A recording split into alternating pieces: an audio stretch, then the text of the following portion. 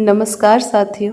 आज जिस कहानी को हम जानेंगे उस कहानी को हिंदी भाषा की पहली कहानी होने का गौरव प्राप्त है। ये कहानी किशोरी लाल गोस्वामी जी द्वारा रचित इंदुमती है। इंदुमती एक प्रेम, प्रतीक्षा और प्रतिज्ञा की कहानी है। ये उस युग की बात है जब प्रेम में छल नहीं था और वचन का मूल्य प्राणों से बढ़कर होता था। जहाँ एक पिता अपनी बेटी को जंगलों की शांति में पाल रहा था, क्योंकि दुनिया की चकाचौंध और राजनीति के विकराल साए से वो उसे बचाना चाहता था। इंदुमती अपने बूढ़े पिता के साथ विंध्याचल के घने जंगलों में रहती थी। जब से उसके पिता वहां पर कुटी बनाकर रहने लगे, तब से वो बराबर उन्हीं के साथ रही। न जंगल के बाहर निकली, न ही किसी दूसरे व्यक्ति का मुंह देखा। उसकी बाल्यावस्था 4-5 वर्ष की थी, जबकि उसकी माता का परलोकवास हुआ और जब उसके पिता उसे लेकर वनवासी हुए। जब से वो समझने योग्य हुई, तब से नाना प्रकार के वनैले पशु, पक्षियों, वृक्षावलियों और गंगा की धारा के अतिरिक्त ये नहीं जानती थी कि संसार व संसारी सुख क्या है और उसमें कैसे कैसे विचित्र पदार्थ भरे पड़े हैं। फूलों को बीन बीन कर माला बनाना, हिरणों के संग कलोल करना, दिन भर वन वन घूमना और पक्षियों का गाना सुनना, बस यही उसका काम था। वो ये भी नहीं जानती थी कि उसके बूढ़े पिता के अतिरिक्त और कोई मनुष्य संसार में है। एक दिन वो नदी में अपनी परछाई देखकर बड़ी मोहित हुई, पर जब उसने जाना कि ये उसी की परछाई है, तब बहुत लज्जित हुई। यहाँ तक कि उस दिन से फिर कभी उसने नदी में अपना मुंह नहीं निहारा। गर्मी की ऋतु, दोपहर का समय, जबकि उसके पिता अपनी कुटी में बैठे हुए गीता की पुस्तक देख रहे थे, वो नदी किनारे पेड़ों की ठंडी छाया में घूमती, फूलों को तोड़ तोड़ कर नदी में बहाती हुई कुछ दूर निकल गई कि एकाएक चौंक कर खड़ी हुई। उसने एक ऐसी चीज देखी जिसका उसे स्वप्न में भी ध्यान न था और जिसके देखने से उसके आश्चर्य का कोई ठिकाना न रहा। उसने क्या देखा कि एक बहुत ही सुंदर 20-22 वर्ष का युवक नदी के किनारे पेड़ की छाया में घास पर लेटा सो रहा है। इंदुमती ने आज तक अपने बूढ़े पिता को छोड़कर किसी दूसरे मनुष्य की सूरत तक नहीं देखी थी। वो अभी तक यही सोचे हुए थी कि यदि संसार में और भी मनुष्य होंगे तो वे भी मेरे पिता की ही भांति होंगे और उनकी भी दाढ़ी मूछें पकी हुई होंगी। उसने जब अच्छी तरह से उस परम सुंदर युवक को देखा तो अपने मन में निश्चय किया कि मनुष्य तो ऐसा होता नहीं, हो ना हो ये कोई देवता होंगे, क्योंकि मेरे पिता जब देवताओं की कहानी सुनाते हैं तो उनके ऐसे ही रूप रंग बतलाते हैं। ये सोचकर वो मन में कुछ डरी और कुछ दूर पेड़ की ओट में खड़ी हो टकटकी बांधे उस युवक को देखने लगी। मारे डर के उस युवक के पास तक ना गई और उसकी सुंदरता से मोहित हो कुटी की ओर भी पैर ना बढ़ा सकी। यूं ही घंटों बीत गए, पर इंदुमती को ना जान पड़ा कि मैं कितनी देर से खड़ी खड़ी इसे निहार रही हूँ। बहुत देर बाद वो अपना ही जी कैड़ा करके वृक्ष की ओट से निकलकर युवक की ओर आगे बढ़ी। 2 ही 4 डग चली होगी कि एकाएक युवक की नींद खुल गई और उसने अपने सामने एक परम सुंदरी देवी मूर्ति को देखा, जिसके देखने से उसके आश्चर्य की सीमा न रही। मन ही मन सोचने लगा, इस भयानक घनघोर जंगल में ऐसी मनमोहिनी परम सुंदरी स्त्री कहाँ से आई? ऐसा रूप रंग तो बड़े बड़े राजाओं के रानीवास में भी दुर्लभ है, सो इस वन में कहाँ से आया? या तो मैं स्वप्न में स्वर्ग की सैर कर रहा हूँ, या किसी देव कन्या या वनदेवी ने मुझे छलने के लिए दर्शन दिए हैं। यही सब सोच विचार करता हुआ वो भी पड़ा पड़ा इंदुमती की ओर निहारने लगा। दोनों की रह रह कर आंखें चार हो जाती, जिससे अचरज के अतिरिक्त और कोई भाव नहीं झलकता था। यूं ही परस्पर देखा भाली होते होते एकाएक इंदुमती के मन में किसी अपूर्व भाव का उदय हुआ, जिससे वो इतनी लज्जित हुई कि उसकी आंखें नीची और मुंह लाल हो गया। वो भागना चाहती थी। चिट युवक उठकर उसके सामने खड़ा हो गया और कहने लगा, हे सुंदरी, तुम देव कन्या हो या वन देवी हो, चाहे कोई हो, पर कृपा कर तुमने दर्शन दिया है तो जरा सी दया करो, ठहरो, मेरी बात सुनो, घबराओ मत। यदि तुम मनुष्य हो तो डरो मत। क्षत्रिय लोग स्त्रियों की रक्षा करने के सिवा और कुछ नहीं करते। सुनो, यदि तुम सचमुच वन देवी हो तो कृपा कर मुझे इस वन से निकलने का सीधा मार्ग बता दो। मैं विपत्ति का मारा 3 दिन से इस वन में भटक रहा हूँ, पर निकलने का मार्ग नहीं पता। और जो तुम मेरी ही भांति मनुष्य हो तो मैं तुम्हारा अतिथि हूँ। मुझे केवल आज भर के लिए टिकने की जगह दे दो, और अधिक मैं कुछ नहीं चाहता। युवक की बातें सुनकर इंदुमती ने मन में सोचा कि तो क्या ये देवता नहीं है, हम लोगों की ही भांति मनुष्य है। हो सकता है, क्योंकि जो ये देवता होते तो ऐसी मीठी मीठी बातें बनाकर अतिथि क्यों बनते। देवताओं को कमी किस बात की है, और वे क्या नहीं जानते जो हमसे वन का मार्ग पूछते। तो ये मनुष्य ही होंगे। पर क्या मनुष्य इतने सुंदर होते और ऐसी मीठी बातें करते हैं? आहा, एक दिन मैं जल में अपनी सुंदरता देखकर ऐसी मोहित हुई थी, किंतु इनकी सुंदरता के आगे तो मेरा रूप रंग निरा पानी है। इस तरह सोचते विचारते उसने अपना सिर ऊंचा किया और देखा कि युवक अपनी बात का उत्तर पाने के लिए सामने एकटक लगा खड़ा है। ये देख वो बहुत ही अधीनताई और मधुर स्वर से बोली कि मैं अपने बूढ़े पिता के साथ इस घने जंगल के भीतर एक छोटी सी कुटी में रहती हूँ, जो एक सुहावनी पहाड़ी पर चोटी पर बनी हुई है। यदि तुम मेरे अतिथि होना चाहते हो तो मेरी कुटी पर चलो। जो मुझसे बनेगा, कंदमूल, फल फूल और जल से तुम्हारी सेवा करूंगी। मेरे पिता भी तुम्हें देखकर बहुत प्रसन्न होंगे। इतना कहकर वह युवक को अपने साथ ले पहाड़ी पगडंडी से होती हुई अपनी कुटी की ओर बढ़ी।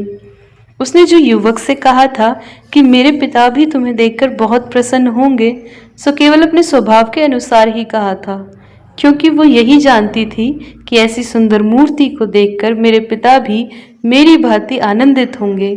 परंतु कुटी के पास पहुंचते ही उसका सब सोचा विचारा हवा हो गया। उसके सुख का सपना जाता रहा, और वो जिस बात को ध्यान में नहीं ला सकती थी वही आगे आई।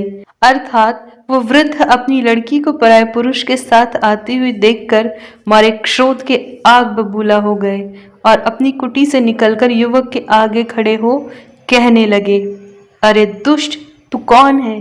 क्या तुझे अपने प्राणों का मोह नहीं है, जो तू बेधड़क मेरी कन्या से बोला और मेरी कुटी पर चला आया? तू जानता नहीं कि जो मनुष्य मेरी आज्ञा के बिना इस वन में पैर रखता है उसका सिर काटा जाता है। अच्छा ठहर, अब तुझे भी प्राण दंड दिया जाएगा। इतना कह वो क्रोध से युवक की ओर घूरने लगा। बेचारी इंदुमती की विचित्र दशा थी। उसने आज तक अपने पिता की ऐसी भयानक मूर्ति नहीं देखी थी। वो अपने पिता का ऐसा अनूठा क्रोध देखकर पहले तो डरी, फिर अपने कारण उस युवा बटोही के प्राण जाते देख अपने पिता के पैरों में गिर पड़ी और रो रो गिड़गिड़ा कर युवक के प्राणों की भिक्षा मांगने लगी, और अपने पिता को अच्छी तरह समझाया कि इसमें युवक का कोई दोष नहीं है, उसे मैं ही कुटी पर ले आई हूँ। यदि इसमें कोई अपराध हुआ तो उसका दंड मुझे मिलना चाहिए। कन्या की ऐसी अनोखी विनती सुनकर वृद्ध कुछ ठंडे हुए और युवक की ओर देखकर बोले, सुनो, इस अज्ञान लड़की की विनती से मैंने तुम्हारे प्राण छोड़ दिए, परंतु तुम यहाँ से जा ना पाओगे। कैदी की तरह जन्म भर तुम्हें यहाँ रहकर हमारी गुलामी करनी पड़ेगी, और जो भागने का मंसूबा बांधोगे तो तुरंत मारे जाओगे। इतना कहकर जोर से वृद्ध ने सीटी बजाई, जिसकी आवाज दूर दूर तक वन में गूंजने लगी। देखते ही देखते 20-25 आदमी हट्टे कट्टे यमदूत की सूरत, हाथ में ढाल तलवार लिए वृद्ध के सामने आ खड़े हुए। उन्हें देखकर उसने कहा, सुनो वीरो, इस युवक को आज से मैंने अपना बंधुआ बनाया है। तुम लोग इस पर ताक लगाए रखना, जिससे ये भाग न पावे, और इसकी तलवार ले लो, बस जाओ। इतना सुनते ही वे सब के सब युवक से तलवार छीनकर सिर झुकाकर चले गए। पर इसने तमाशे को देख इंदुमती के होश हवास उड़ गए। जब से उसने होश संभाला तब से आज तक अपने वृद्ध पिता को छोड़कर उसने किसी दूसरे मनुष्य की सूरत तक नहीं देखी थी। पर आज एकाएक इतने आदमियों को अपने पिता के पास देख वो बहुत ही सकपकाई, पर डर के मारे कुछ बोल ना पाई। वृद्ध ने युवक की ओर आंख उठाकर कहा, देखो, अब तुम मेरे बंधुए हुए। अब से जो जो मैं कहूंगा तुम्हें करना पड़ेगा। उनमें पहला काम तुम्हें ये दिया जाता है कि तुम्हें सूखे पेड़ को काट काट कर लकड़ी को कुटी के भीतर रख लो। ध्यान रखो, यदि जरा भी मेरी आज्ञा टाली तो समझ लेना कि तुम्हारे धड़ पर विधाता ने सिर बनाया ही नहीं। और इंदुमती, तू भी कान खोल कर सुन ले। इस युवक के साथ यदि किसी भी तरह की बातचीत करेगी तो तेरी भी वही दिशा होगी। इतना कहकर वृद्ध कुटी के भीतर चला गया और फिर से उसी गीता की पुस्तक को ले पढ़ने लगा। वृद्ध का विचित्र रंग ढंग देखकर युवक ने सोचा कि यदि सचमुच ये सुंदरी इसी वृद्ध की लड़की है तो विधाता ने पत्थर से नवनीत पैदा किया है। निदान बेचारा युवक अपने भाग्य पर भरोसा रखकर कुल्हाड़ी हाथ में ले पेड़ काटने लगा और इंदुमती पास ही खड़ी टकटकी लगाए उसे देखने लगी। 2 ही 4 बार कुल्हाड़ी चलाने से युवक के अंग अंग से पसीने की बूंदें टपकने लगी और वो इतने जोर जोर से सांस लेने लगा जिससे जान पड़ता था कि यदि यूं ही 2 घंटे या कुछ और समय तक कुल्हाड़ी चलाएगा तो अपनी जान से हाथ धो बैठेगा। उसकी ऐसी दशा देखकर इंदुमती ने उसके लिए फल और जल ला आंखों में आंसू भरकर कहा, सुनो जी, ठहर जाओ, देखो ये फल और जल लाई हूं, इन्हें खा लो, जरा ठंडे हो लो, फिर काटना, छोड़ो, मान जाओ। युवक ने उसकी प्रेम भरी बातों को सुनकर कहा, सुंदरी, मैं सच कहता हूँ कि तुम्हारा मुख देखने से मुझे इस परिश्रम का कष्ट जरा भी नहीं व्यापता। यदि तुम यूं ही मेरे सामने खड़ी रहो तो मैं बिना अन्न जल किए सारे संसार के पेड़ काट कर रख दूं। और सुनो तो सही, अपने पिता की बात याद करो, क्यों नाहक मेरे लिए अपने प्राण संकट में डालती हो। यदि वे सुन लेंगे तो क्या होगा, और मैं जो सुस्ताने लगूंगा तो लकड़ी कौन काटेगा। जब वे देखेंगे कि पेड़ नहीं कटा तो कैसे उपद्रव करेंगे। इसलिए मुझे मेरे भाग्य पर छोड़ दो। युवक की ऐसी करुणा भरी बातें सुनकर इंदुमती की आंखों से आंसू बहने लगे। उसने बरजोरी युवक के हाथ से कुठार ले ली और कहा, तुम चाहे जो भी कहो, पर जरा तो ठहर जाओ। मेरे कहने से मेरे लाए हुए फल खाकर जरा दम ले लो, तब तक तुम्हारे बदले मैं लकड़ी काटती हूँ। युवक ने बहुत समझाया पर वो न मानी और अपने सुकुमार हाथों से कुठार उठाकर पेड़ पर मारने लगी। युवक ने जल्दी जल्दी फल खाकर 2 घूंट जल पिया। इतने में ही हाथ में नंगी तलवार लिए वो वृद्ध कुटी से निकलकर युवक से बोला, क्यों रे नीच, तेरी इतनी बड़ी सामर्थ कि आप तो बैठा बैठा सुस्ता रहा है और मेरी लड़की से पेड़ कटवाता है। ठहर, अभी तेरा सर काटता हूँ। फिर इंदुमती की ओर घूमकर बोला, क्यों री ढीठ, तैने मेरे मना करने पर भी इस दुष्ट से बातचीत की। रुक जा, ठहर जा, तेरा भी वध करता हूँ। वृद्ध की बातें सुनकर युवक उसके पैरों पर गिर पड़ा और कहने लगा, महाशय, इस बेचारी का कोई अपराध नहीं है, इसे छोड़ दीजिए। जो कुछ दंड देना है वो मुझे दीजिए। इंदुमती भी उसके पैरों पर गिरकर कहने लगी, नहीं नहीं, इनका कोई दोष नहीं है, मैंने बरजोरी इनसे कुठार ले ली थी, इसलिए हे पिताश्री, अपराधीन मैं हूँ, मुझे दंड दीजिए, इन्हें छोड़ दीजिए। उन दोनों की ऐसी बातें सुनकर वृद्ध ने कहा, अच्छा, आज तो तुम दोनों को छोड़ देता हूँ, पर देखो, फिर मेरी बातों का ध्यान न रखोगे तो मारे जाओगे। इतना क्या वृद्ध कुटी में चला गया और वे दोनों एक दूसरे का मुंह देखने लगे। इंदुमती बोली कि घबराओ मत, मेरे रहते तुम्हारा बाल भी बांका ना होगा। और युवक ने कहा, प्यारी, क्यों व्यर्थ में मेरे लिए कष्ट सहती हो।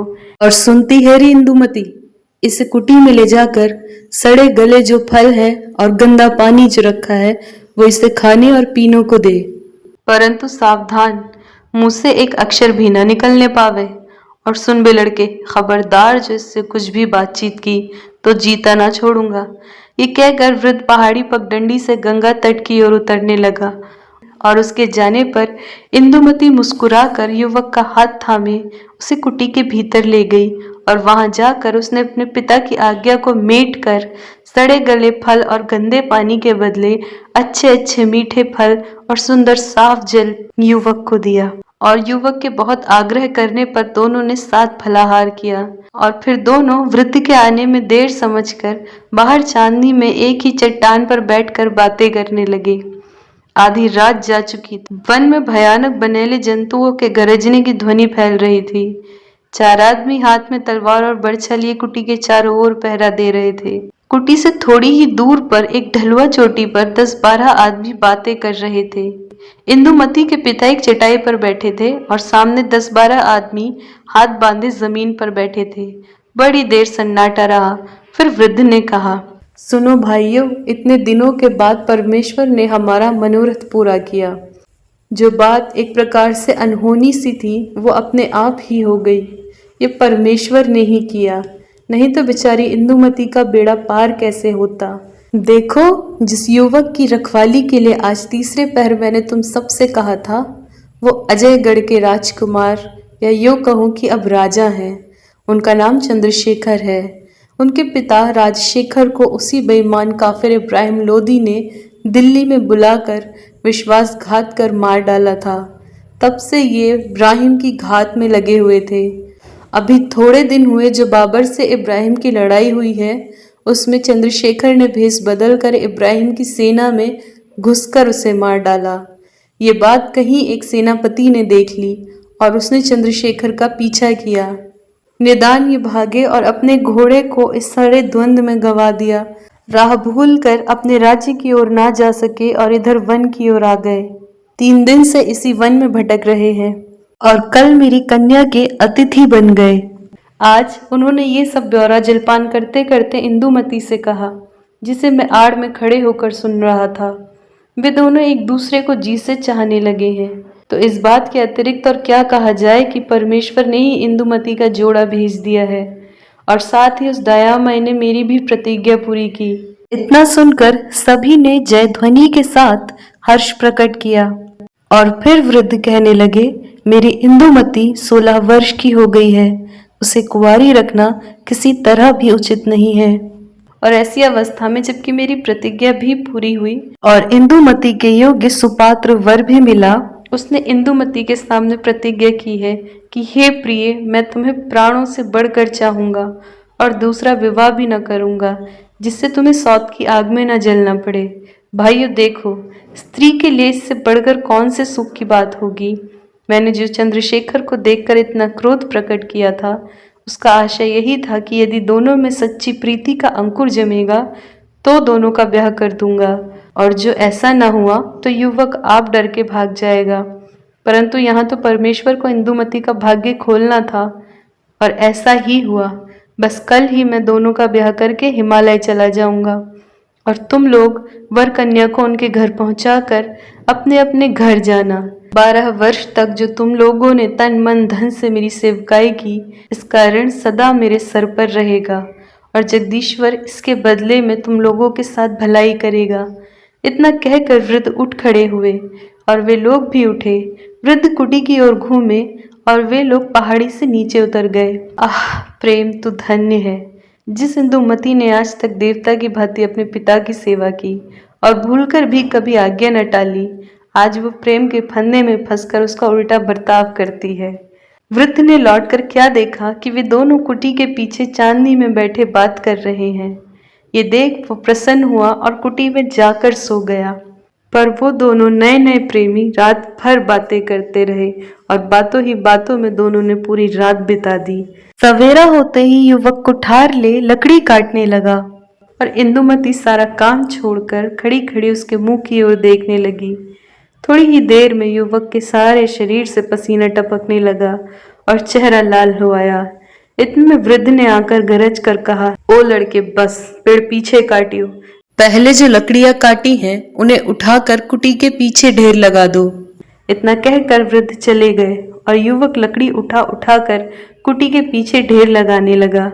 उसका इतना परिश्रम इंदुमती से देखा न गया और बड़े प्रेम से वो उसका हाथ थाम कर बोली, प्रिय ठहरो, बस करो, बाकी लकड़ियां मैं रखाती हूँ। आपका इतना परिश्रम मुझसे देखा नहीं जाता। प्रिय, आप एक राजकुमार होकर आज लकड़ी काटते हैं। ठहरिए, आप सुस्ता लीजिए। युवक ने मुस्कुरा कर कहा, अरे प्यारी, सावधान, ऐसा भूलकर भी ना करना। अपने पिता का क्रोध याद करो। अब कि उन्होंने तुम्हें लकड़ी उठाते या मुझसे बोलते देख लिया तो सर्वनाश हो जाएगा। इतना सुनकर इंदुमती की आंखों में आंसू भर आए। वो बोली, प्रिय मेरे पिता का तो बहुत अच्छा स्वभाव था, सो तुम्हें देखते ही एकदम से ऐसा बदल क्यों गया? वो तो ऐसे नहीं थे, अब उन्हें क्या हो गया? आज तक मैंने उन्हें कभी क्रोध करते नहीं देखा था। खैर, जो होए, पर तुम ठहरो, दम ले लो, तब तक मैं इन लकड़ियों को फेंक देती हूँ। युवक ने कहा, प्यारी, क्या राक्षस हूं कि अपनी आंखों के सामने तुम्हें लकड़ी ढूंढने दूंगा?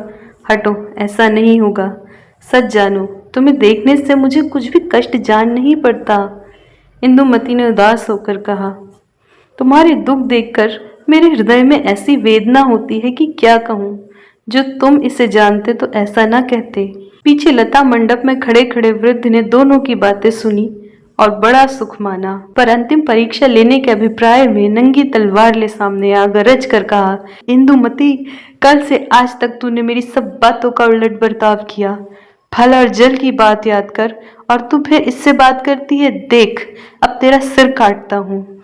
ये कहकर ज्यों ही वो इंदुमती की ओर बढ़ा कि चट से युवक उसके पांव पकड़कर कहने लगा, आप अपने क्रोध को दूर करने के लिए मुझे मारिए, सब दोष मेरा है, मैं दंड के योग्य हूँ, ये सब तरह निरपराधी है, मेरा सिर आपके पैरों में है, काट लीजिए, पर मेरे सामने एक निरपराध लड़की के प्राण न लीजिए। वृद्ध ज्यों ही अपनी तलवार युवक की गर्दन पर रखना चाहता था कि इंदुमती पागलों की तरह उनके चरणों पर गिरकर बिलक बिलक कर रोने लगी और कहने लगी, पिताजी, अगर मारना ही है तो पहले मेरा सिर काट लो और फिर पीछे जो जी में आवे सो करना। इतना सुनकर वृद्ध ने तलवार दूर फेंक दी और दोनों को उठाकर गले लगाकर कहा, बेटी इंदुमती, धीरज धर और प्रिय वत्स चंद्रशेखर, खेद दूर करो। मैंने केवल तुम दोनों के प्रेम की परीक्षा लेने के लिए ये सब प्रकार का क्रोध का भाव दिखलाया था। यदि तुम दोनों का प्रेम सच्चा न होता तो क्यों एक दूसरे के लिए जान पर खेल कर क्षमा चाहते? और सुनो, मैंने छिपकर तुम्हारी सब बातें सुनी हैं। तुमसे बढ़कर इस संसार में दूसरा कौन राजकुमार होगा जो इंदुमती के वर बनने योग्य होगा? सुनो, देवगढ़ मेरे पुरखों की राजधानी थी। जबकि इंदुमती 4 वर्ष की थी, पापी इब्राहिम ने मेरे नगर को घेर लिया और कहलवाया कि या तो मैं अपनी स्त्री को भेज दूं या जंग करूं। ये सुनकर मेरी आंखों में खून उतर आया और उसके दूत को मैंने निकलवा दिया। फिर क्या पूछना था, सारा नगर यवन हत्यारों के हाथ से शमशान हो गया। मेरी स्त्री ने आत्महत्या की और मैं उस यवनकुल कलंक से बदला लेने की इच्छा से 4 वर्ष की अबोध लड़की को ले इस जंगल में आकर रहने लगा। मेरे कृतज्ञ सरदारों में से 50 आदमियों ने सर्वस्व त्याग कर मेरा साथ दिया और आज तक मेरे साथ हैं। उन्हीं लोगों में से कई आदमियों को तुमने कल देखा था। बेटा चंद्रशेखर, 12 वर्ष हो गए, पर ऐसी सावधानी से मैंने इस लड़की का लालन पालन किया और इसे पढ़ाया लिखाया जिसका सुख तुम्हें अपने आप आगे चलकर इसकी सुशीलता से जान पड़ेगा। और देखो, मैंने इसे ऐसे पहरे में रखा कि कल के सिवा और कभी भी इसने मुझे छोड़कर किसी दूसरे मनुष्य की सूरत तक न देखी थी। मैंने राजस्थान के सब राजाओं से सहायता मांगी और कहलाया कि जो कोई दुष्ट इब्राहिम का सिर काट लावेगा, पर किसी ने भी मेरी बात न सुनी और मुझे पागल समझकर हंसने लगे। अंत में मैंने दुखी होकर प्रतिज्ञा की कि जो कोई इब्राहिम को मारेगा उसी से इंदुमती ब्याही जाएगी, नहीं तो ये जन्म भर कुंवारी रहेगी। सो परमेश्वर ने तुम्हारे हृदय में बैठकर मेरी प्रतिज्ञा पूरी की। अब इंदुमती तुम्हारी हुई और आज मैं बड़े भारी बोझ को उतार कर आजन्म के लिए हल्का हो गया। इतना क्या, वृद्ध ने सीटी बजाई और देखते ही देखते 50 जवान हथियारों से सजे घोड़ों पर सवार आ खड़े हुए। उनके साथ एक सजा हुआ घोड़ा चंद्रशेखर के लिए और एक सुंदर पालकी इंदुमती के लिए थी। इसी समय वृद्ध ने दोनों का विवाह कर उन वीरों के साथ विदा किया और आप हिमालय की ओर चला गया। जो इंदुमती इतने दिनों तक वन विहंगिनी थी, वो आज घर के पिंजरे में बंद होने चली। परमेश्वर की महिमा का पार कौन पा सकता है?